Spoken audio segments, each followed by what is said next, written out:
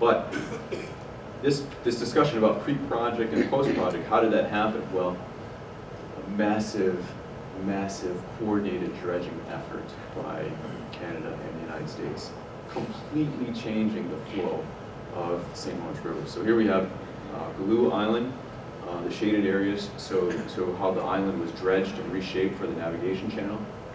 Some islands were completely removed. They created this Lake St. Lawrence, or this impoundment behind the Moses Saunders Dam, and so the dashed lines show the original riverbanks. So now we have this river with enormous capacity to convey water.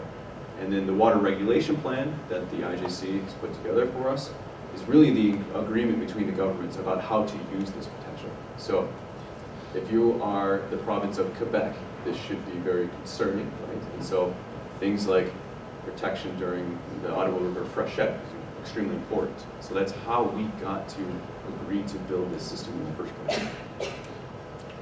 And I'll skip over these, but it just shows that how we were able to adjust the calculated outflow. So, how we doing time? To change the outflow, to try and get 1 centimeter off of Lake Ontario, we need to increase the outflow by 320 cubic meters per second, okay, for a week. That effect reduces the levels on Lake St. Lawrence by about 15 centimeters, but it increases water levels at Montreal, one of many examples, but at Montreal by about 11 to 12 centimeters. So a little bit of water off the lake has a huge impact in different areas downstream. So I'm concerned about low water levels. Of course, we're concerned about municipal water intakes on Lake St. Lawrence. But we also have limits for, in the wintertime, big strategy is about managing ice. Establishing stable ice cover, having high outflows underneath the ice, preventing ice jams. This is to everybody's benefit.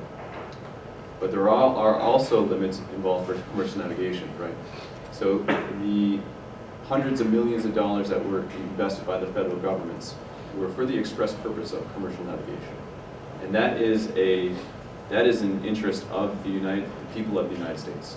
And it also is an obligation of the United States to Canada, and vice versa.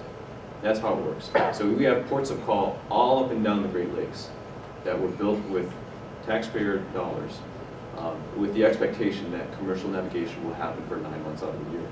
So that's why that particular interest is so important to the United States and to Canada. There's also a limit within the plan for the regulation plan for flooding. And so that attempts to balance water levels on Lake Ontario with water levels downstream in Quebec. So this is one example in Lake Ontario, and its counterpart downstream. So some people talk about the downstream use of the effluent as protecting Montreal, which is totally false. If this is a protection, you can have it, right? This does not look like protection to me, but it is some consideration, and this is on Lake Lac Saint-Pierre, downstream, right?